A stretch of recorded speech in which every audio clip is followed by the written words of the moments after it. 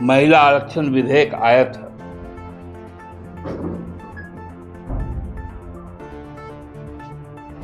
उसको 29 में लागू करने के लिए यह सत्र आहूत था। उसमें 33% महिलाओं को दे देते, जनगणना करवाएंगे, तब ये आरक्षण को लागू करेंगे। जाति है, अनुसूचित जाति है, ओबीसी है, इकोनॉमिक बैकवर्ड है,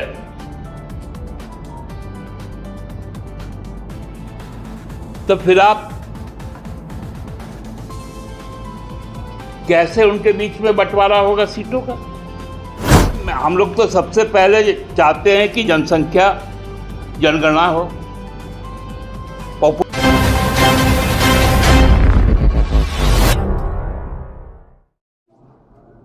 आप सबको सबसे पहले बांग्ला नववर्ष पहला बैशाख 1433 ঈশ্বর আপনাদের অনেক অনেক শুভকামना, शुभेच्छा और ईश्वर से प्रार्थना है कि आप सब स्वस्थ रहें, समृद्ध रहें और आगामी दिनों में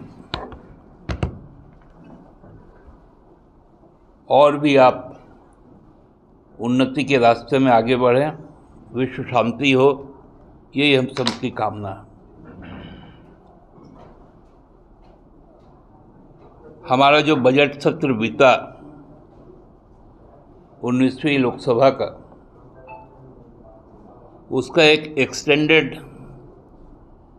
3 दिनों का सत्र कल से आहूत है, जिसमें 131वां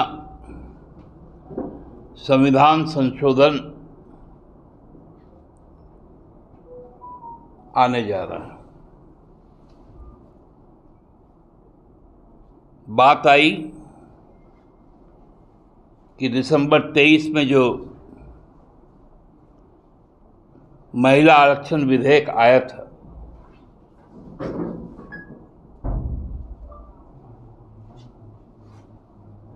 उसको 29 में लागू करने के लिए यह सत्र आहूत था,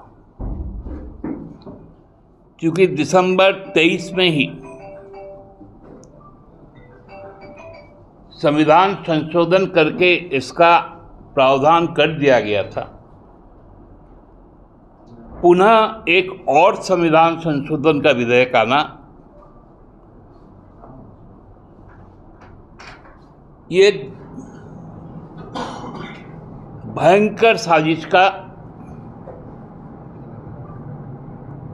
एक शुरुआत है।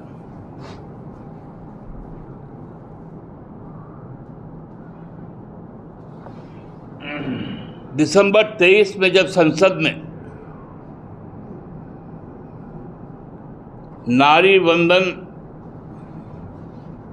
नारी शक्ति वंदन अधिनियम अर्थात महिला आरक्षण विधेयक,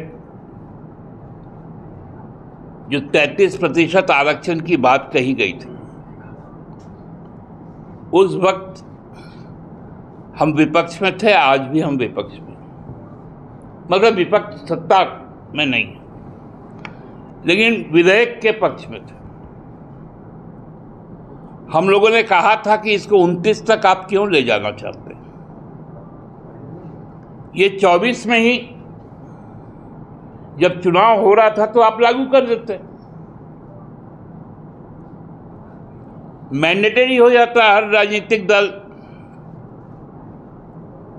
जो अपने जो भी उम्मीदवार देते हैं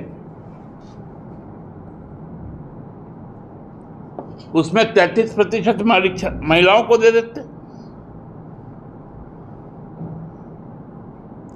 लेकिन तब सरकार की तरफ से तर्क दिया गया, नहीं, हम 25 में जनगणना करवाएंगे,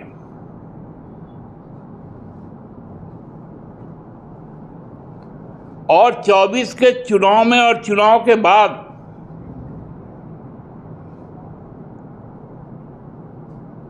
उन्होंने कहा कि हम जातीय जनगणना करवाएंगे,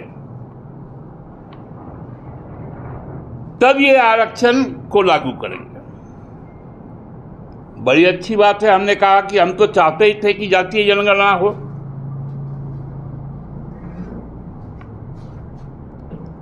लेकिन 25 बीत गया, 24 बीत गया था, 6 महीना,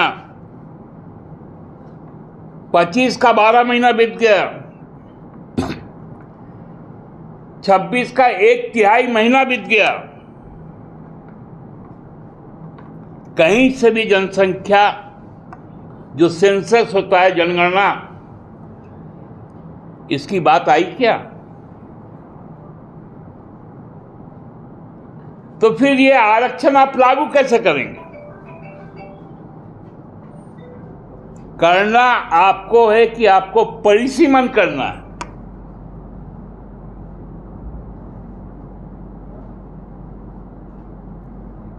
जो आपने बड़ी सभा बनाई, 824 लोगों के बैठने की,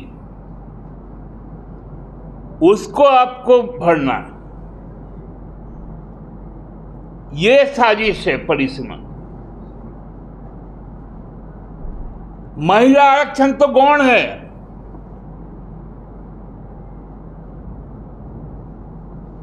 आप महिला आरक्षण देंगे, यदि जनसंख्या आपको मालूम नहीं है, इस देश में कितने आदिवासी हैं, जनजाति हैं, अनुसूचित जाति हैं, ओबीसी है,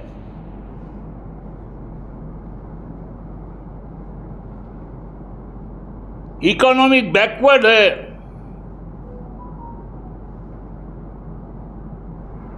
तो फिर आप कैसे उनके बीच में बंटवारा होगा सीटों का? ये तो संविधान के ऊपर में फिर आघात हो जाएगा।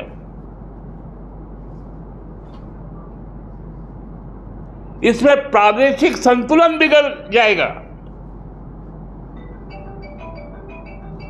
हम जैसे छोटे राज्य,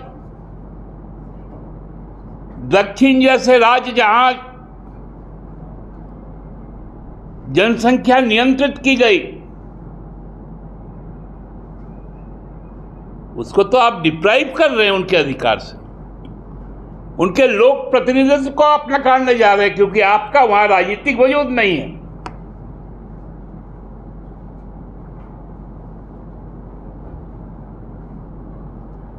आप वैसे राज्यों में सीटों की बढ़ोतरी करेंगे जहां आपका वर्चस्व है, और वैसे राज्यों में आप लोक प्रतिनिधित्व को समाप्त करेंगे जहां आपका वर्चस्व नहीं है।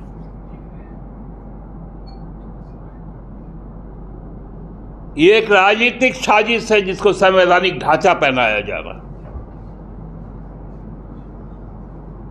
जैसे इलेक्शन बॉन्ड आया था ना पार्लियामेंट में, कि लीगल घुसखोरी किया गया था उसको,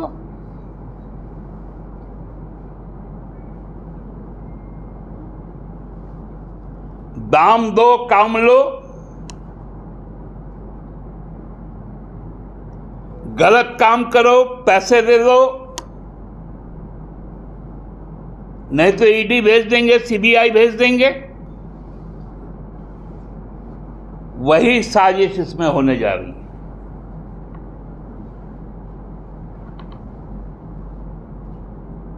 महिलाओं के साथ धोखा होने जा रहा है, और वो महिलाएं जो अनुसूचित जनजाति की है, अनुसूचित जाति की है, पिछड़े वर्ग की है, अति पिछड़े वर्ग की है, इकोनॉमिक वीकर सेक्शन की है, आप उनके रिप्रेजेंटेशन को नकारने जा रहे हैं। क्योंकि जिस प्रकार का चुनाव आयोग आज है, उसी तरह का आपका डिलिमिटेशन कमीशन भी आप बनाने जा रहे हैं।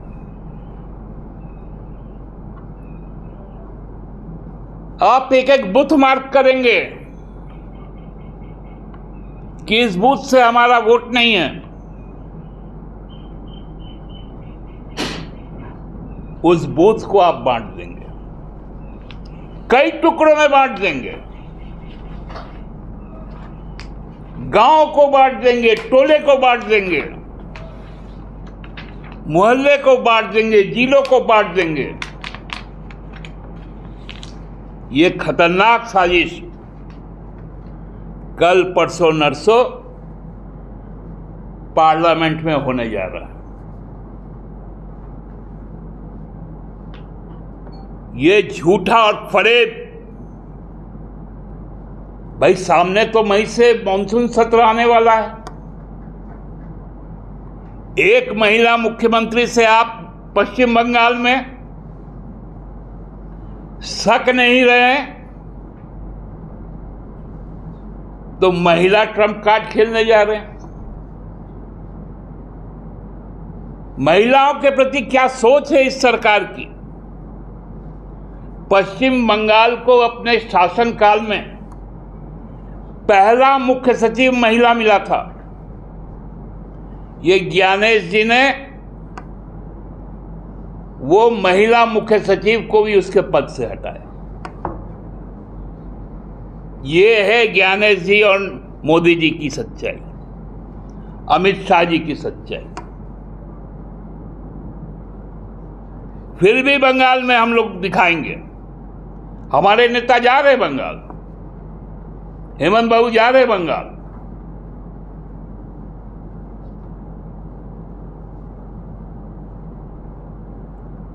ये एक संविधान को सामने करके, संसद को सामने करके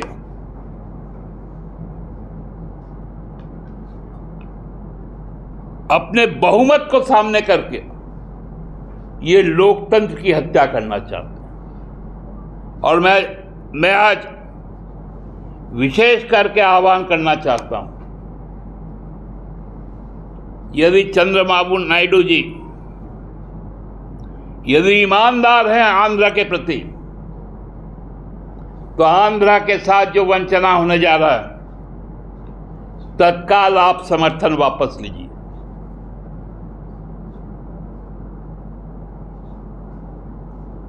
जिस प्रकार से नीतीश जी को अपमानित किया गया, 3 महीने में उनके नाम पर चुनाव जीतकर उनको ढकेल दिया गया। जदयू अपना समर्थन वापस ले इस महिला विरोधी मानसिकता के कारण।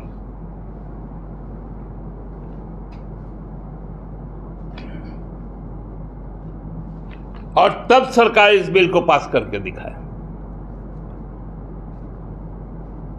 क्योंकि कोई भी यदि सचेतन आदमी होगा,